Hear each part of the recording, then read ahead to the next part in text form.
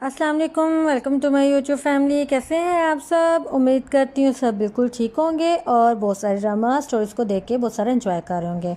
आप लोगों को अब तक की मायरी की एपिसोड कैसी लगी? आप लोगों ने देखा होगा कि कैसे हबीब अपनी दूसरी वाइफ को लेकर अपने घर आ गया। जैसे कि उसको सिर्फ ज़हीर का ही एक डर था, जो वो भी डर उसके सर से ख़त्म हो गया। पता नहीं क्यों वो यही सोची बैठा है कि अब वो घर का बड़ा है और वो जो भी चाहेगा करेगा। घर का बड़ा बनना कोई इतना आसान थोड़ी होता है। घर के बड़े को बहुत सारे सोच समझ के फ़ैसले करने पड़ते हैं। लेकिन यहाँ पे तो ना उसने अपनी बेटियों का सोचा है, ना अपनी वाइफ का सोचा है, और ना ही अपनी वालदा का और बाकी सब का।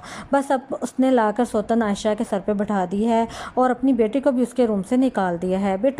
लोगों, मैं सोचती हूँ कि अगर वालिद ऐसे ही होते हैं तो फिर मैंने तो जहाँ जब तक देखा है कि वालिद तो अपनी बेटियों के लिए बहुत कुछ करते हैं, लेकिन जब बेटी अपनी वालदा को इतना परेशान देखती है तो वो अपने वालिद से सवाल करती है तो वो उस पर भी अपनी बेटी को बहुत ज़्यादा बुरा भला कहता है और अपनी वाइफ की परवरिश पे भी सवाल उठाता है कि तुम इतनी ज़्यादा बदतमीज़ी इसलिए करी कि तुम्हारी माँ ने मुझे मेरे साथ ये करने के लिए तुम्हें भेजा है। फ़ाखिर ने देख लिया कि कैसे हबीब अपनी बेटी को थप्पड़ मारने लगता है और स्मीना भी आके फ़ौरन अपनी बहू और मतलब बेटियों की तरह वो भी यानी को चाहती होती है, उसको आके जो है ना बचाती है। और फ़ाखिर कहता है कि आपकी हिम्मत कैसे हुई मेरी वाइफ पे हाथ उठाने की।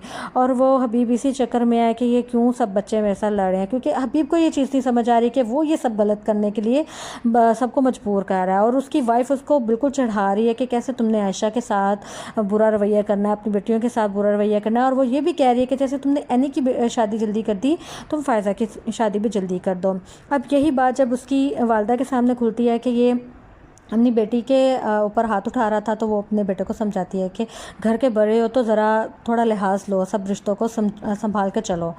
अब जो फैक्ट्री के मामला काम ख़राब हो रहे हैं क्योंकि कोई एक फ़ाइल गुम हो गई है, जिसकी वजह से जो है हबीब ने भी अपनी वाइफ को एक कहते हैं ना धमकी अमेज़ बात की होती है कि मैं तुम्हें डिवोर्स दे दूँगा अगर तुम्हारी बेटी मुझे फ़ाइल ला कर नहीं देगी जो वो मेरे रूम से चुरा कर लेके गई। और ये बात उसकी दूसरी वाइफ ने की है कि तुम्हारी जो बेटी है ना वो ही ये काम कर सकती है, वो ही फ़ाखिर को जाकर फ़ाइल दे सकती है वहाँ पे। जबकि उसकी बेटी को तो सिर्फ ज़्यादा से ज़्यादा पढ़ने का शौक़ होता है, लेकिन वही शौक़ उसका पूरा नहीं हो रहा। वो इतने अच्छे मार्क्स लेती है लेकिन कोई उसको आगे पढ़ने की इजाज़त नहीं देता। और यही बात उसका वालिद आके कहता है कि तुम कैसे पढ़ने जा सकती हो बाहर, हमारे ख़ानदान में तो कभी कोई बाहर नहीं गया इतना ज़्यादा पढ़ने के लिए।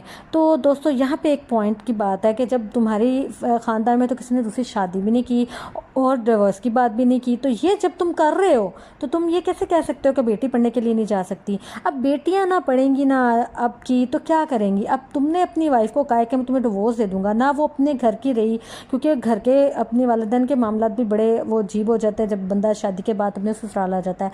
और जब वो ससुराल की भी नहीं रहेगी तो वो किधर जाएगी? अगर उसके पास तलीम नहीं है और अपना अपना घर नहीं है तो वो क्या करेगी?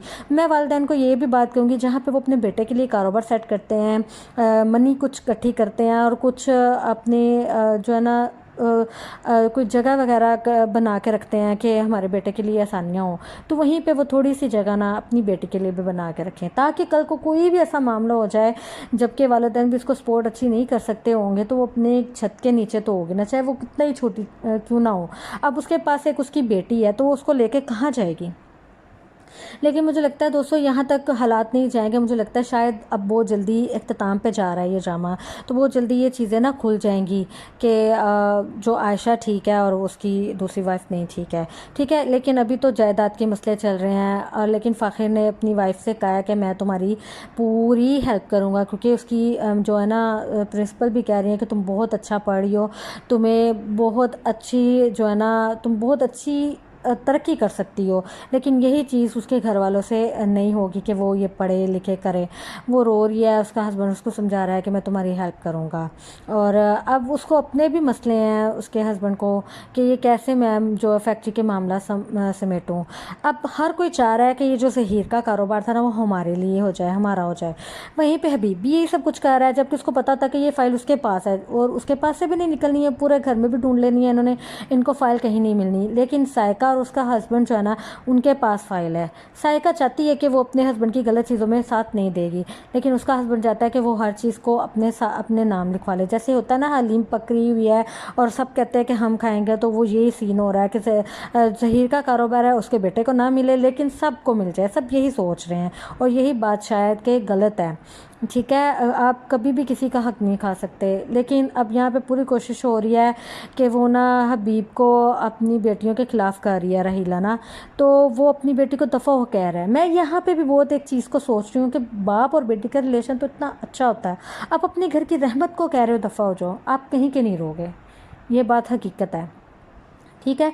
लेकिन अब ये भी बात खुल रही है कि कैसे जो है ना कोई ना कोई घपला ये कर रहा है हबीब जो है, लेकिन मुझे लगता है वो साइका के हस्बैंड ने किया होता है। लेकिन वो अब पता चल रहा है इनको कि वो 10 लाख जो कम है वो कहाँ गया, लेकिन वो किया साइका के हस्बैंड ने है, लेकिन नाम लग रहा है हबीब पर।